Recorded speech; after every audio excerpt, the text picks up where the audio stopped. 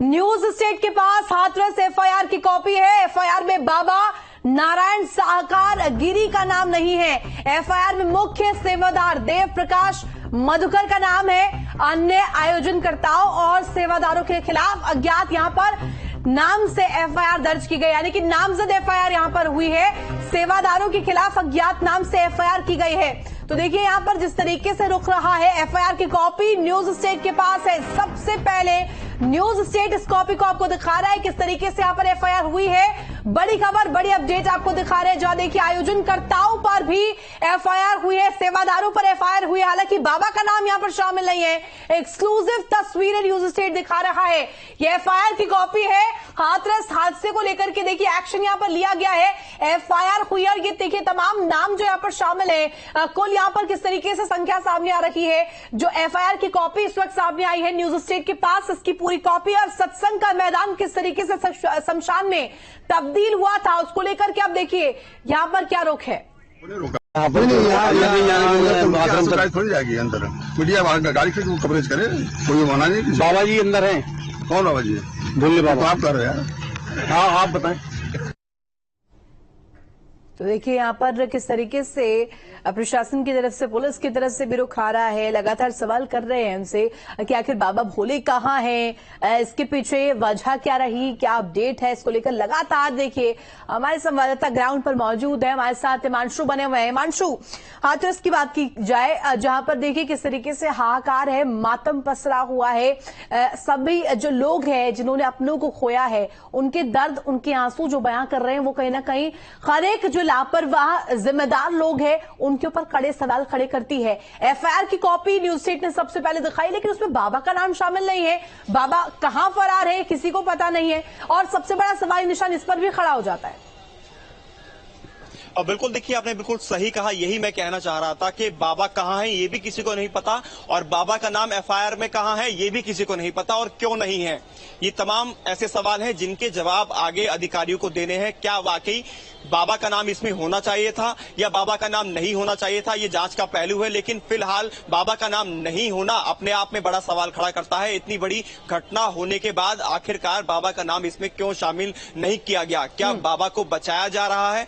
ये भी एक सवाल है, और इसका जवाब जो है साफ तौर पर जो आला अधिकारी हैं उनको देना होगा। इमरजेंसी के अंदर पीछे जो लोग हैं वो लगातार जा रहे हैं, आ रहे हैं, ये तस्वीरें हैं। लेकिन जो नामजद एफआईआर हुई है, जो उनके मुख्य सेवादार हैं देव प्रकाश मधुकर, उनका नाम इसमें लिखा गया है, और अन्य सेवादार और जो आयोजक हैं उनके नाम अननोन में रखे गए। जबकि जो बैनर पोस्टर न्यूज स्टेट के पास है, जिसको हम कल से दिखा रहे हैं, उनमें तमाम आयोजकों के नाम भी लिखे हुए हैं। अगर उनके नाम क्यों नहीं खोले गए, उनके नाम भी खोले जाने चाहिए थे एफआईआर के अंदर। ये भी एक सवाल है कि उनके नामों को क्यों छुपाया गया, जबकि साफ तौर पर कोई भी आयोजन होता है तो आयोजककर्ताओं के नाम होते हैं और तमाम बैनर पोस्टर हर जगह लगाए जाते हैं। कल जब हमने बाबा का फोटो दिखाया था, जो बैनर हमारे पास था, पोस्टर था, उसमें साफ तौर पर आयोजकों के नाम लिखे हुए थे, किनकी तरफ से ये आयोजक कराया गया है। तो उन आयोजकों के खिलाफ एफआईआर क्यों नहीं हुई, उनका नाम एफआईआर में क्यों शामिल नहीं है, अज्ञात में क्यों उनको रखा गया? तो ये ऐसे तमाम सवाल हैं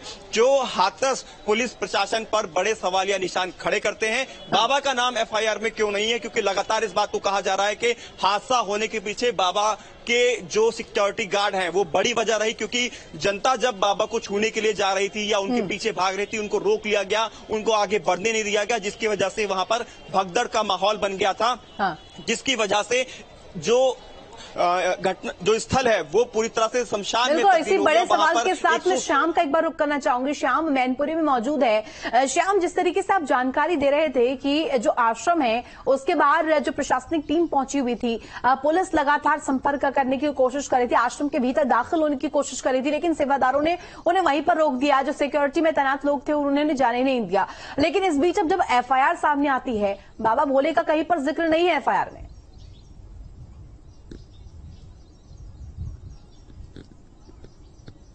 बिल्कुल, एक बहुत बड़ा सवाल है। पहला सवाल तो यह है कि बाबा है कहाँ। दूसरा, बड़ा सवाल यह है कि बाबा का नाम एफआईआर में क्यों नहीं है। जिस तरीके से बताया जा रहा है कि बाबा के जो सेवादार हैं उन्होंने भक्तों के साथ अभद्रता की, उन्हें रोकने का प्रयास किया और यही एक हादसे की वजह बना।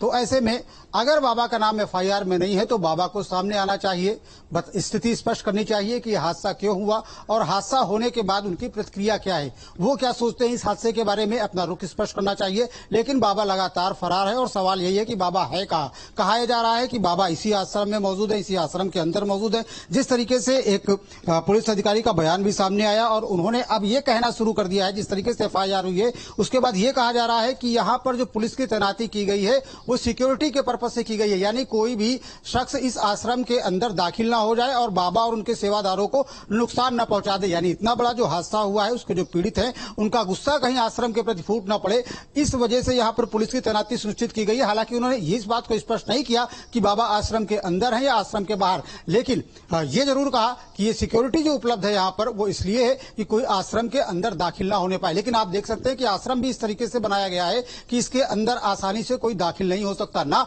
कोई झांक करके अंदर देख सकता है। इतने बड़े गेट बनाए गए हैं, किले नुमा इस आश्रम को बनाया गया है, अगर इस तरीके के हालात पैदा हो तो उससे निपटा जा सके। लेकिन सबसे बड़ा सवाल यही है कि जिन भक्तों ने सूरजपाल को भगवान सरीखे बना दिया, इतनी आस्था कर दी कि उनकी चरण रज लेने के लिए हजारों भक्त दौड़ जाते हैं, लाखों भक्त दौड़ जाते हैं, वो जब भक्तों के ऊपर सबसे बड़ा संकट आता है तो वो गायब हो जाता है। तो ये किस तरीके का कथित भगवान है? और ये बहुत बड़ा सवाल खड़ा होता है कि आखिर बाबा चले कहाँ गए हैं, कहाँ फरार हो गए हैं, एफआईआर में उनका नाम क्यों नहीं है। ये तमाम जो कड़ियां हैं अब आगे इसको लेकर की परतें खुलेंगी। मैं इसी सवाल के साथ एक बार फिर से यहाँ पर हिमांशु का रुख करूंगी, लेकिन एटा से हमारे साथ ओवैस भी बने हुए हैं। ओवैस, ये जो पूरा मामला है, जो मातम इस वक्त हाथरस में पसरा हुआ है, एटा से भी इसके तार जुड़े हुए हैं। एटा में फिलहाल क्या तस्वीर है, क्या अपडेट आपके पास?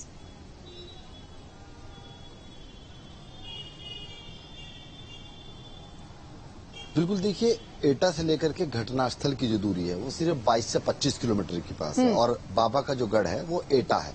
एटा के ही बाबा रहने वाले हैं, लेकिन बाबा का नाम एफआईआर के अंदर में ना होना ये तो अपने आप में कई सवाल खड़े करता है। साथ ही साथ प्रशासनिक अधिकारियों पर भी इसके सवाल खड़े होना लाजमी है, क्योंकि कहीं ना कहीं बाबा को बचाया जा रहा है। और सबसे बड़ी लापरवाही की अगर बात की जाए तो उसके अंदर प्रशासनिक अधिकारियों की मानी जा रही। 80,000 की जब परमिशन थी तो लोग लाखों की तादाद में कैसे पहुंचे, ये अपने आप में सबसे बड़ा सवाल है। और इसी सवाल के ऊपर क्या प्रशासनिक अधिकारियों के द्वारा व्यवस्था की गई थी, ये वहां पर दूसरा सवाल अपने आप में खड़ा होता नजर आता है। लेकिन अगर बात एटा की जाए तो एटा के अंदर जब ये पूरा मामला हुआ, लगभग 3:30 पर यह घटना शुरू हुई थी और उसके बाद जो शव थे, क्योंकि बताया गया था कि 27 लोगों की मौत हो चुकी है और सबसे पहले 27 के 27 शवों को एटा के अस्पताल के अंदर में पीएम कराने के लिए भेजा गया था। साथ ही साथ उस टाइम 12 लोग घायल बताए जा रहे थे।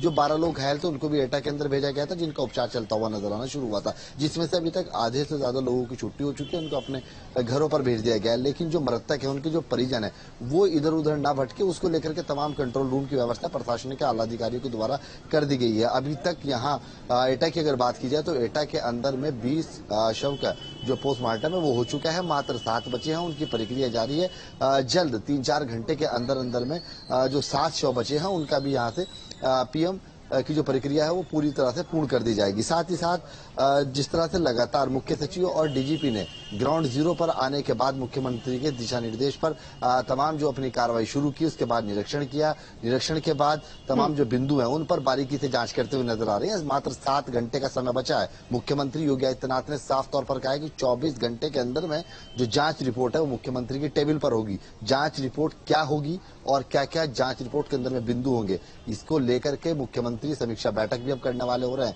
मुख्यमंत्री हाथरस पहुंचेंगे, हाथरस पहुंचने के बाद तमाम अधिकारियों के साथ समीक्षा बैठक करते हुए नजर आएंगे। उसके बाद घटनास्थल पहुंचेंगे, घटनास्थल का भी पूरा जायजा लेंगे। उसके बाद जो 7 घंटे हैं जिसके अंदर में 24 घंटे का समय दिया गया था, एक कमेटी बनाई गई है जिस कमेटी के अंदर जो कमेटी जांच करे, जिसके अंदर अलीगढ़ के कमिश्नर और एडीजी हैं, क्या रिपोर्ट पेश करने जा रहे हैं। 24 घंटे के अंदर में अब क्या कार्रवाई होगी और बाबा का नाम अगर एफआईआर के अंदर में नहीं जोड़ा गया है तो इसके कहां तक के तार हैं। क्या प्रशासनिक अधिकारी बचाना चाह रहे हैं या फिर क्या सबसे बड़ी बात है जो बाबा अभी तक सामने नहीं आ पाए हैं, बाबा के सामने ना आ पाना, बाबा की तरफ से कोई प्रतिक्रिया ना आना और फिर प्रशासन के द्वारा एफआईआर के अंदर में बाबा का नाम ना खोलना, ये अपने आप में कई सवाल खड़े करता हुआ नजर आता है, क्योंकि 116 लोगों की जो मौत हुई है वो भगदड़ इसलिए मची क्योंकि जब बाबा बिल्कुल अवैस, और ये सवाल बहुत बड़ा खड़ा भी होता है कि आखिर एफआईआर में बाबा भोले का नाम क्यों नहीं है, बाबा भोले कहां फरार है। हाथरस में हाहाकार मचा हुआ है। आप लोग हमारे साथ लगातार बने रहे, अवैस आप लगातार हमारे साथ कनेक्ट रहे, श्याम, हिमांशु आप भी हमारे साथ बने रहे, लगातार आपसे जानकारी लेंगे। लेकिन दर्द भरी जो ये तस्वीरें सामने आ रही है, जहां पर देखिए जो ये हादसा हुआ है, ये जहां पर घटनास्थल है वहां की तस्वीरें हैं। तेज बारिश बीती रात हुई थी और इस वजह से यहां पर देखिए कीचड़ भी है, लेकिन पड़ताल यहां पर लगातार टीम द्वारा की जा रही है। फॉरेंसिक की टीम तैनात है, डॉग स्क्वाड की टीम तैनात है। हाथरस में मातम जो पसरा हुआ है, इसके पीछे वजह क्या रही, क्या लापरवाही रही, कौन जिम्मेदार है,